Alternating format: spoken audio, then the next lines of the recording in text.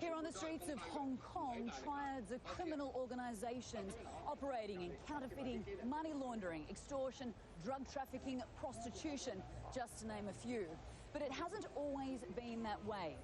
It's widely believed the triads began as a resistance movement to the Manchu emperor of the Qing dynasty in the 1700s. From there, they have evolved into this organised crime operation we know today. Police believe there are 4 main triad societies with 30,000 members who have undergone the secretive initiation rites. Authorities also believe at least half the crimes committed in Hong Kong are the work of triads. I'm Fred Pleitgen in Germany, where another secret society was founded. It's called the Illuminati, and many of you will know them from the Dan Brown novels and also from Ron Howard's movies. Now, Illuminati was founded in Germany, in Bavaria, in the 18th century. They were a society that was critical of the church and wanted to forward the ideals of enlightenment. Now, of course, this got them into big trouble with the church, and they were banned in Bavaria later. Many of them had to flee Germany, and there are rumors that they are still around and are still very influential in politics, both in Europe and in America. Well, we can now speak to a former member of the Illuminati, Charles Del Campo.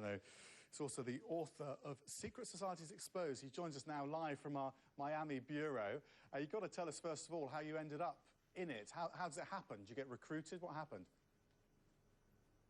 Yes, about approximately 25 to 30 years ago by the Freemasons. I'm also a Rosicrucian, also a Knight Templar, and I belong to some of the other secret societies. And like everything else, secret societies have always carried a mystery and an intrigue to civilians. Funny enough, nowadays I have come out with the exposure of the book as a direct result of Dan Brown's book. Even though it was based on research, it does have authenticity, but no one has ever before come out of the Illuminati like myself and disclose all these secrets. And it is true as to most of the allegations and claims that are made in the movie and the book. All of these members are in the powerhouses within the infrastructure of governments, law enforcement, the Senate, not only in the United States, but also in Great Britain. Is it just about networking, or is there something more sinister there? It's gotten to be that. That's one of the reasons why I abandoned the Illuminati as a result of that. Part of my job, because I am a high security consultant for high risk, I was doing surveillance, counterintelligence, and gathering information on potential candidates that were in high power positions in banking and in the government, and then trying to get them recruited so like that they will become members of the inner group. Once this happens, you then ask for favoritism to them, and a lot of things begin to develop. It's become quite malefic nowadays because it is true as to all these conspiracy theories, everything that they're claiming, they're just going by references, and it sort of has an aura of suspicion and esotericism, but it is certain. Nowadays, it's all about power, greed, and money. And you get to see this now when all the governments now are getting together for globalization with monopolies that only fits the financial interest of all these people that belong in the secret societies. Okay, well, how did you get out? Because it can't be an easy thing to get out of. You're obviously heavily involved at the time. Yes, no, absolutely not. When I disclosed my book, all the secrets are not only the passwords, the rituals, and the ceremonies. I receive afterwards threats before the publishing. I have to go to Canada, to Trafford, in order to get it published, because United States publishers refuse bluntly to publish my book as a result of the secret contents that were revealed.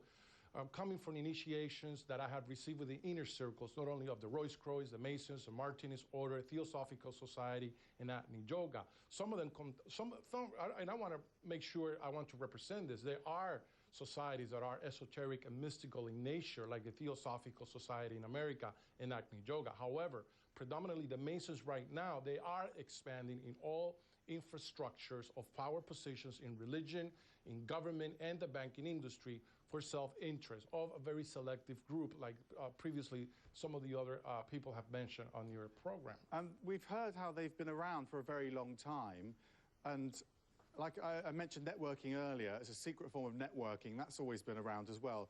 But is your concern that these groups are getting more powerful and they're holding more sway over time?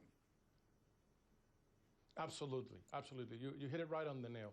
That's one of the reasons why I was extremely dissatisfied with the Masonic Lodge, and I was a 32nd degree, and I also belong to their inner circles, and a lot of secrecy of documents and archive ancient documentations were granted to me because I was leaving the mystical path of what they were offering at the beginning. Later on, it turns out to be within the last 10 years. It is full globalization for the United States to monopolize all their franchise throughout the world. And they're using the Masons, because you got to remember this. There's the only institution in the world that has Masonic lodges throughout all the world, including communist nations, happens to be the Freemasons.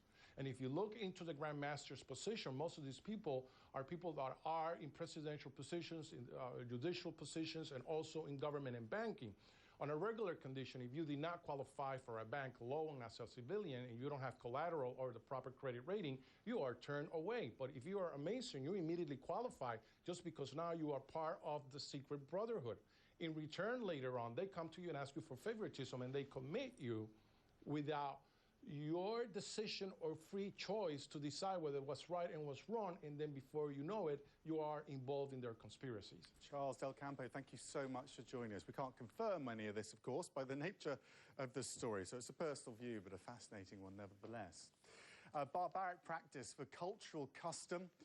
Female genital mutilation divides opinion across the globe.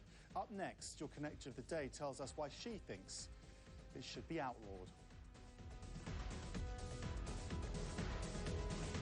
Kia ora. Now, everyone and their dog knows that Skype-to-Skype calls are free. But let's say you have friends abroad who don't have Skype.